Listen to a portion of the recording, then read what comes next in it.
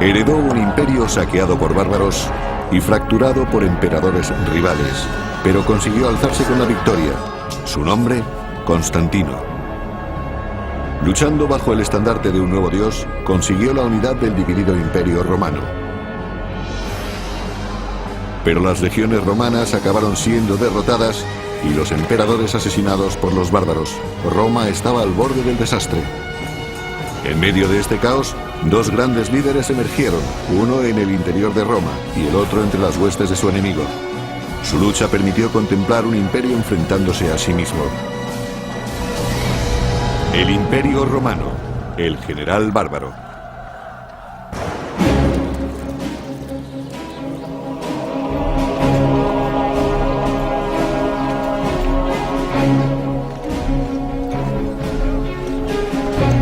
En los límites del imperio, los soldados romanos marchan para defender a los pueblos fronterizos de los ataques de los bárbaros. Un joven llamado Estilicón observa con orgullo cómo su padre les acompaña. Estilicón fue el fruto de un matrimonio mixto, lo que significa que su padre era vándalo, pero su madre era romana. Por lo tanto, creció en un ambiente medio bárbaro y medio romano. Creció con las costumbres de ambos.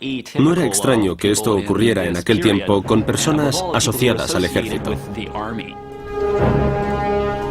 Estilicón soñaba con ser soldado como su bárbaro padre para luchar y proteger al gran imperio. En aquellos tiempos, un porcentaje importante de la oficialidad eran hombres reclutados entre los bárbaros que habían ascendido en el escalafón y en unos años se convertirían en generales. Conforme las tribus bárbaras invadían el imperio, aumentaba la dependencia de Roma de los mercenarios.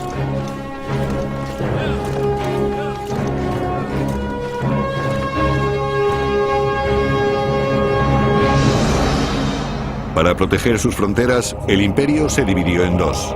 El de Occidente estaba guardado por el emperador Valentiniano en Roma, mientras que el emperador Valente defendía el imperio oriental desde Constantinopla. Pero Valente tuvo que enfrentarse en el año 378 después de Cristo a un salvaje ataque a la ciudad de Adrianópolis.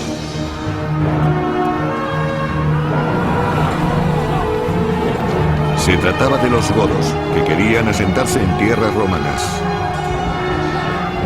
Para ello tendrían que destruir las legiones romanas con fuerza, acero y fuego, pues sabían que los bien equipados romanos sentirían muy pronto el calor de la batalla. Los godos eran mucho más numerosos y tenían motivos para luchar.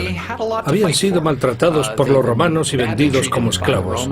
Realmente no tenían nada que perder. En la batalla de Adrianópolis, los soldados del emperador Valente no fueron obstáculo para los guerreros bárbaros.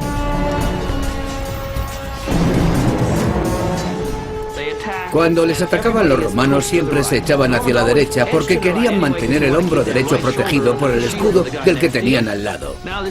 En aquella batalla todo se precipitó. Los soldados romanos se agruparon alrededor del emperador que estaba en el lugar de honor. Sus hombres no se movieron y fueron compactándose. Los godos rodearon con facilidad aquel círculo defensivo y los eliminaron a todos. El mismo emperador, forzado a pelear por su vida, cayó en combate. Los asustados legionarios, debido a la fulminante derrota, iniciaron una retirada presos de pánico. Cuando en la antigüedad un ejército se disgregaba, la muerte era prácticamente segura.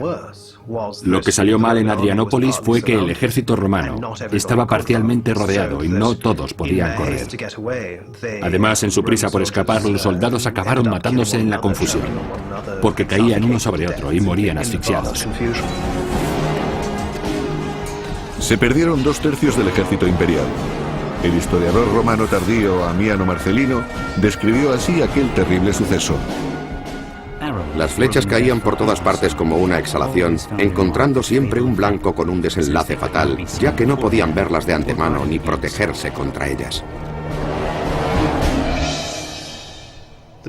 La batalla de Adrianópolis fue un punto de inflexión en la historia de Roma.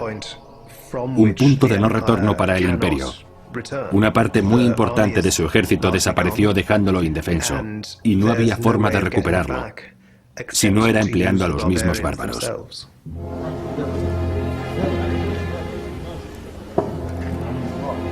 Precisamente eso fue lo que hizo el nuevo emperador de Oriente, Teodosio.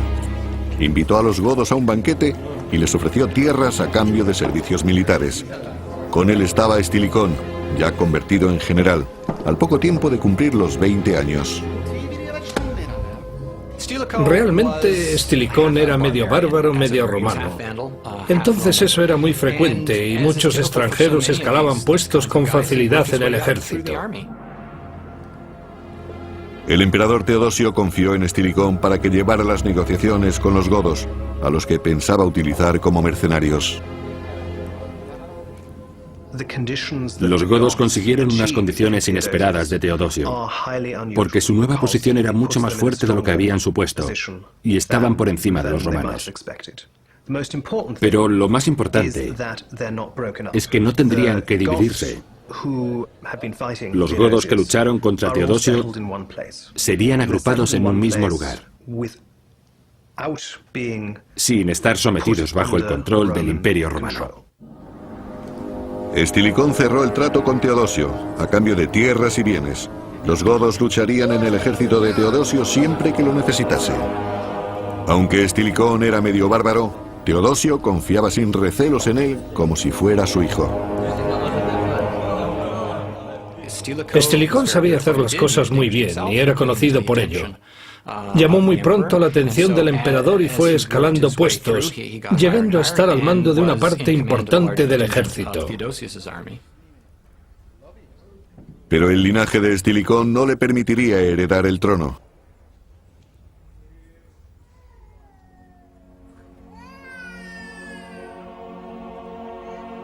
Ese honor recaería en los hijos del emperador, Arcadio y Honorio, que nació en Constantinopla en el año 384 después de Cristo. Sin embargo, Estilicón llegó a estar emparentado con la familia imperial. Estilicón estuvo directamente emparentado con el emperador Teodosio. Fue elegido entre muchos generales bárbaros o semibárbaros mediante una selección muy estricta para ocupar un alto cargo dentro del imperio. Además, Teodosio hizo que se casara con su sobrina. Con este enlace, establecería un vínculo mucho más fuerte entre Estilicón y la familia imperial de Roma durante toda su vida, aunque fuese imposible su ascenso al trono. Elegido por el emperador para grandes cometidos, el poder de Estilicón siempre estuvo limitado. Al ser bárbaro o medio bárbaro no podía aspirar a ser emperador. Era evidente. Sin embargo, el emperador Teodosio sabía que podía confiar en su general para manejar el mayor problema que tenía el Imperio de Oriente, los godos.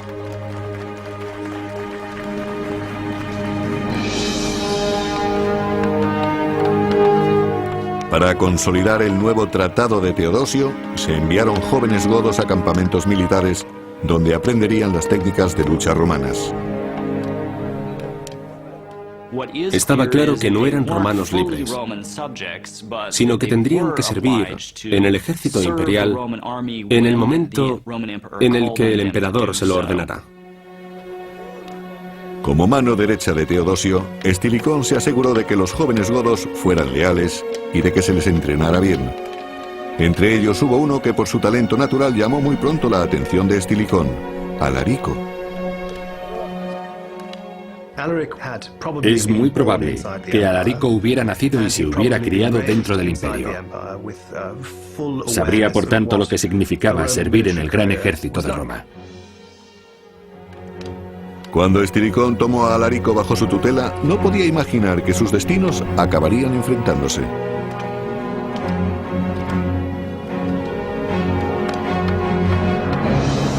Durante la siguiente década, el imperio se hizo más fuerte bajo la dirección conjunta de Estilicón y del emperador Teodosio. Pero su autoridad fue puesta a prueba cuando una traición en el año 392 en Viena, las Galias, hizo estremecer a todo el imperio.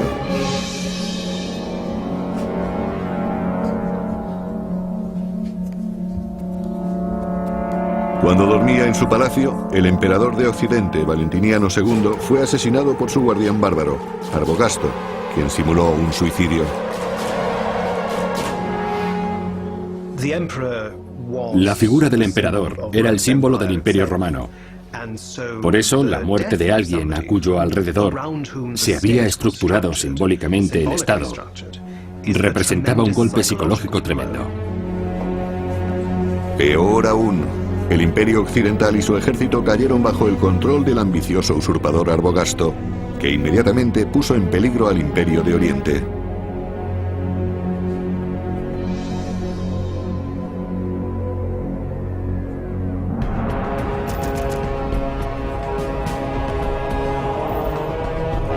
El emperador de Oriente, Teodosio, marchó a Occidente con su ejército para enfrentarse al usurpador. Le acompañaba su general de confianza, Estilicón, para que dispusiera de sus legiones para el combate. Estilicón era general del ejército de Tracia y estaba al mando de un gran contingente de tropas de Teodosio. Estilicón reclutó al joven Alarico, convertido en un caudillo godo, y a su tribu para combatir del lado de los romanos. Por entonces, la cuarta parte del ejército de Roma estaba formada por mercenarios bárbaros. Los romanos se apoyaban excesivamente en soldados y mandos que no eran romanos, tanto que podrían convertirse en una amenaza para el imperio. El emperador Teodosio conocía este riesgo, pero concibió un plan para acabar con el usurpador Arbogasto, al mismo tiempo que debilitaba a los godos.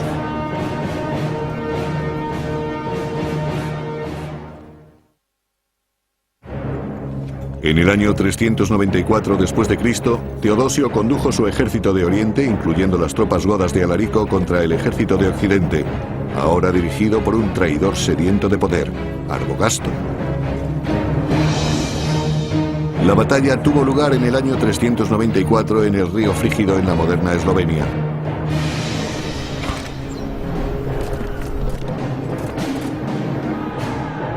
El emperador Teodosio ordenó a Alarico y a sus godos que atacaran primero, reservando para más tarde a sus legionarios romanos.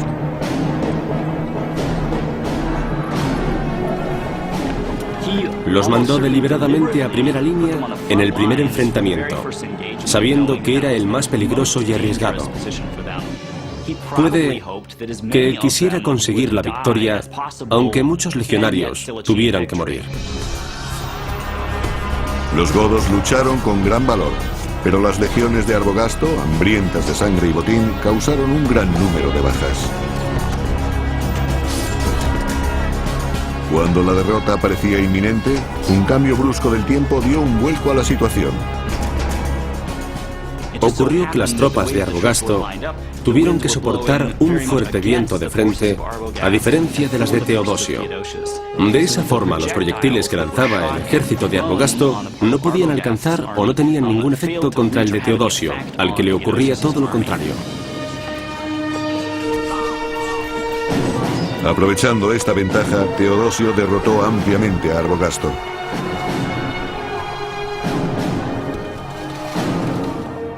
Pero a la vez se granjeó la enemistad de un peligroso enemigo. Mientras Alarico buscaba supervivientes entre los cuerpos de los godos caídos, se dio cuenta de la gran traición de Teodosio. Cuando los godos fueron situados en primera línea como carne de cañón, mejor dicho, blanco de los proyectiles de las tropas de Arbogasto, Alarico debió de ponerse muy furioso. Alarico nunca más consentiría que su pueblo sirviera de cebo para la gloria de Roma. Siendo derrotadas y los emperadores asesinados por los bárbaros, Roma estaba al borde del desastre. En medio de este caos, dos grandes líderes emergieron, uno en el interior de Roma y el otro entre las huestes de su enemigo. Su lucha permitió contemplar un imperio enfrentándose a sí mismo. El Imperio Romano, el general bárbaro. Imperio. En aquellos tiempos, un porcentaje importante de la oficialidad eran hombres reclutados entre los bárbaros que habían ascendido en el escalafón y en unos años se convertirían en generales. Conforme las tribus bárbaras invadían el imperio, aumentaba la dependencia de Roma de los mercenarios.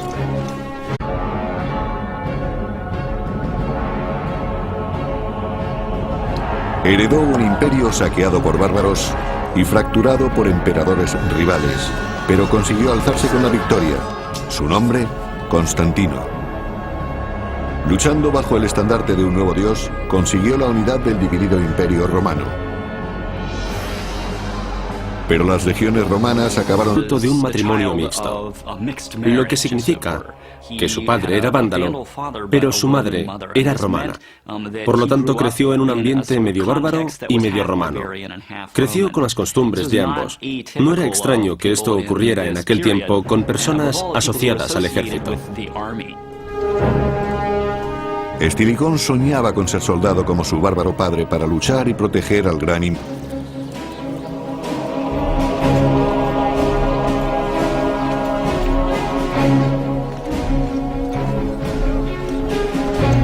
En los límites del imperio, los soldados romanos marchan para defender a los pueblos fronterizos de los ataques de los bárbaros. Un joven llamado Estilicón observa con orgullo cómo su padre les acompaña. Estilicón fue el